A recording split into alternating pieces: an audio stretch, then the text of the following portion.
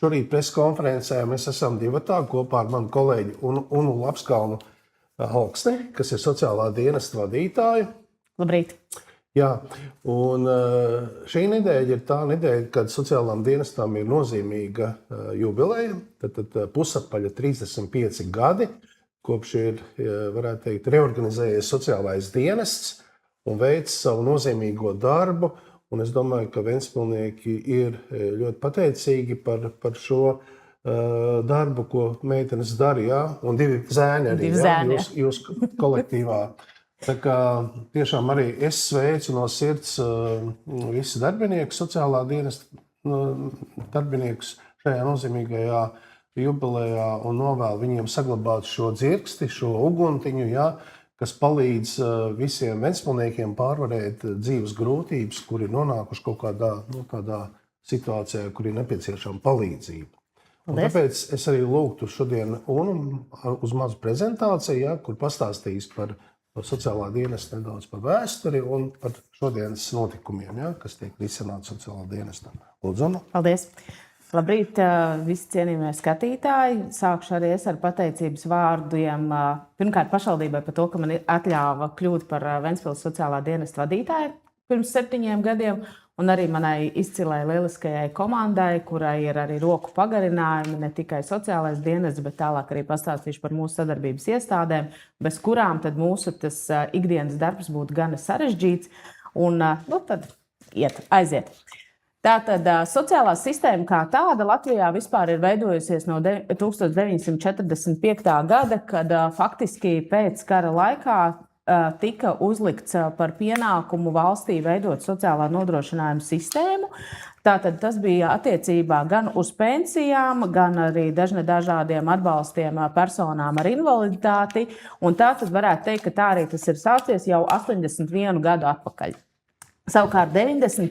gadā, kad jau mums veidojās neatkarība, tika arī reģistrēta mūsu iestāde ar nosaukumu Ventspils pilsētas sociālais dienests, un 18. jūlijas ir diena, kad ir veikta šī reģistrācija uzņēmuma reģistrā.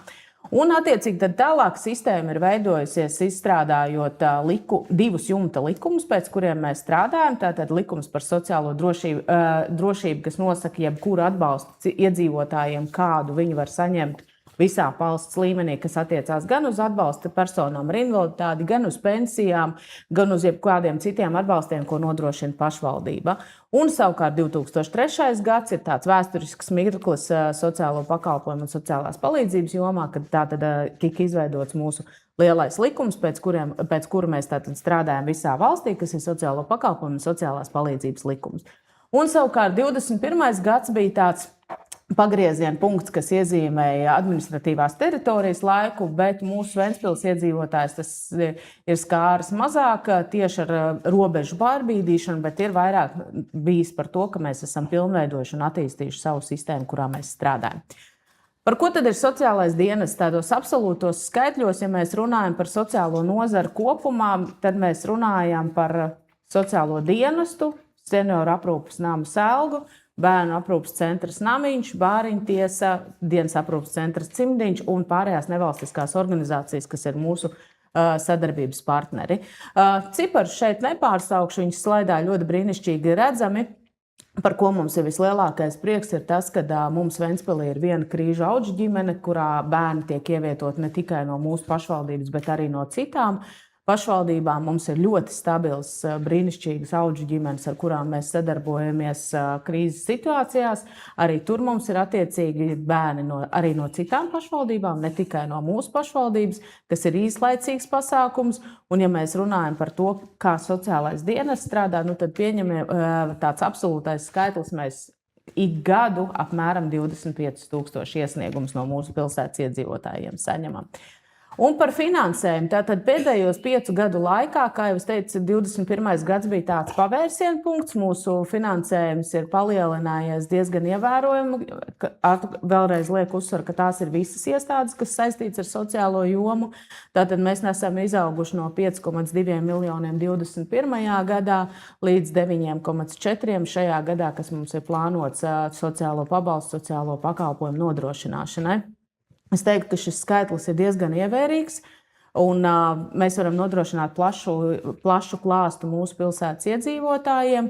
Un šeit runa ir arī par to, ka teiksim, ir ļoti ievērojami palielināts atbalsts bērniem bāriņiem, uzsākot patstāvīgu dzīvi, jo mēs esam vienīgā pašvaldība, kas bērniem bāriņiem nodrošina vienistabas dzīvokli labi iekārtotu, plus vēl arī finansējumu, lai šis dzīvokli varētu aprīkot, kas nav mazsvarīgi, jo šie bērni nevienmēr ir ar tādu pozitīvu dzīves skatījumu. Tātad par sociālo dienestu mēs esam 36 darbinieki, kas sociālajā dienestā strādā. Pateicoties pašvaldības lieliskajam atbalstam, mums ir iespēja arī darbiniekiem studēt, jo mums ir vajadzīga obligāta izglītība sociālā darba. Un pašvaldība mums tātad nodrošina stipendijas sociālā darba speciālistiem, kur studē, un tā ir Latvijā lielākā, tā ir pusi no minimālās algas. Sociālajā dienestā mums ir 3 nodaļas. Sociālā palīdzība, kas ir vispopulārākā, kur iet gan pēc mājokļa pabalsta, gan pēc garantētā minimālā pabalsta, gan arī Ziemassvētki un Lieldienas, kas ir tādi, kas ieskandina svētkus mūsu pilsētā. Tad ir sociālo pakalpojumu nodaļa, kur populārākais pakalpojums ir pansionāta pakalpojums, kur nāk gan pēc pakalpojumu, gan arī nāk tuvinieki izvērtēt ienākumus par maksātu spēju šajā jautājumā. Un savukārt atbalsta nodaļa ģimenēm ar bērniem ir tā nodaļa, kurā galvenokārt pie mums vecāki vēršās tad, kad viņu bērni, piemēram, nav motivēti iet uz skolu, ir nepieciešams kaut kāds atbalsts, vai ir nonākuši krīzes situācijā un nezin, kā rīkoties pie šķiršanās gadījumiem arī, vai, teiksim, ir kaut kādi konflikti skolā bijuši, bet jebkurā gadījumā tas ir tāds komplekss atbalsts ģimenei, kad viņi ir nonākuši krīzes situācijā. Un tad bez šaubām bez administrācijas, kas visu to satur kopā un veido sociālo politiku kopumā. Otrā mūsu lielākā iestāde pēc izmēriem vislielākā ir sociālās aprūpes nams Selga, kas ir neatņemama mūsu sastāvdaļa. Tātad mums ir šobrīd 163 klienti, izremontējām 25. gadā 4. stāvu, kas ir mūsdienīgs, ļoti moderns stāvs, atbilstoši visām Eiropas prasībām un standartiem, un mēs ļoti lepojamies, ka mums ir izdevies pierādīt to, ka 4 stāvu ēkā ir iespējams nodrošināt ģimenes vidē pietuvinātu pakalpojumu, kur senioriem ir iespēja pašiem gatavot tēju, padzert kafiju, sagaidīt savus tuviniekus, un arī augstāka komforta istabiņas ir, un šobrīd tiek plānots pie tā, strādājam, lai arī viss pārējais Selgas remonts tiktu arī uzfrišināts un izskatītos daudz labāk. Esam izveidojuši arī rehabilitācijas telpu 4. stāvā, kur tātad pēc fizioterapeita norādījumiem ir iekārtot atbilstoši, lai saglabātu cilvēku funkcionēšanas spējas. Mūsu slavenais namiņš ir slavens ar to, ka Latvijā mēs esam arī ar tiesību sarga atzinumu novērtēti kā viens no labākajiem pakalpojumu sniedzējiem, kas realizē absolūti visas bērnu intereses, kas ir nonākuši šajā pakalpojumā. Jāpiebilst ir to, ka galvenokārt ir citu pašvaldību bērni. Šobrīd mūsu bērni no mūsu pašvaldības, kas ir ievietoti ar mūsu bāriņtiesas lēmumu, ir tikai 3 bērni, pārējie citi bērni ir no citām pašvaldībām. Zvana mums katru dienu un lūdzu, vai ir vietas mūsu namiņā, un bērnu rotācija mums arī nav liela. Mūsu bērni atgriežas ģimenēs tad, kad viņu pašvaldību bāriņtiesas lemj par to, ka bērns var atgriezties ģimenē vai tiek ievietots kā audžu ģimenē. Bet galvenokārt es gribu uzteikt meitenes, ka viņas meitenes un džeki, jo tur ir 2 puiši arī, kas strādā. Viņi ir vienkārši apbrīnas vērti ar to, ar kādu atdevi viņi strādā šajā pakalpojumā.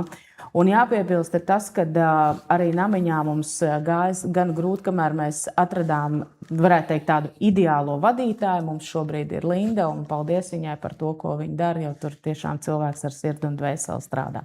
Jāpiebilst, ka namiņu mēs pārcēlām tātad no senioru nama Selga, kur 4. stāvā viņa kādreiz atradās.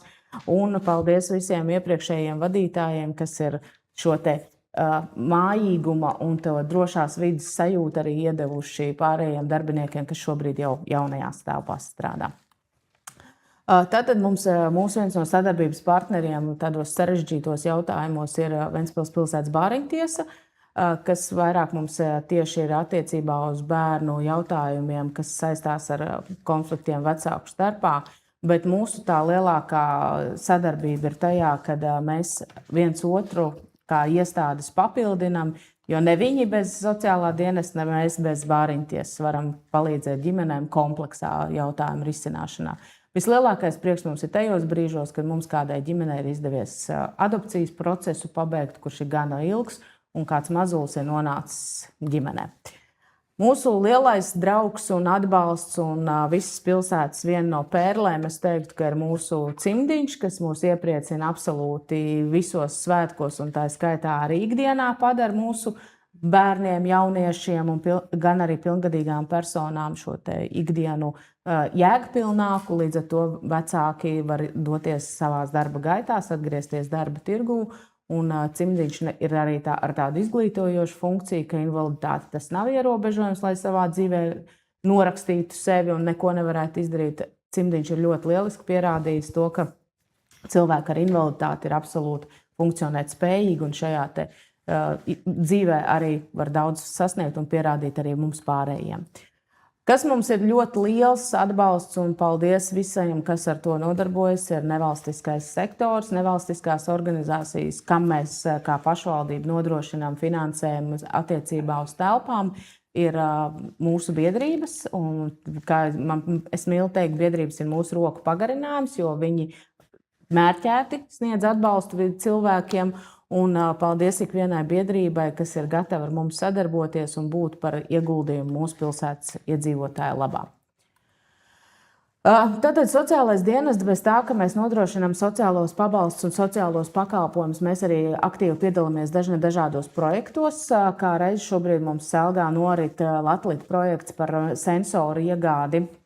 Faktiski iepirkums jau ir noslēdzies, esam līguma slēgšanas stadijā par to, lai Selgā 4. stāvā uzliktu sensors, kas reaģētu uz cilvēka kritieniem. To mēs darām, šo projektu realizējam kopā ar Lietuvas partneriem. Izskatās, ka tuvākajā laikā šos sensors varēsim uzlikt un tad arī skatīties, kā mums dabā tas faktiski tiek realizēts. Ar pašvaldības iniciatīvu mēs esam arī realizējuši saules paneļu projektu, kas ir Selgā ir izvietoti savu saules paneļu, lai mēs arī tātad dzīvotu nedaudz zaļāk. Un attiecīgi uz to, ka šobrīd mums iet arī dažādi citi mazākie projektiņi, kur mēs vēršam uzmanību uz to, ka jebkuram cilvēkam ir iespējas savā dzīvē pašrealizēties. Paldies! Tas ir sociālā dienesta īsrs pārskats par to, ko mēs darījuši esam un ko daram. Paldies par doto vārdu! Paldies un par sagatavoto prezentāciju!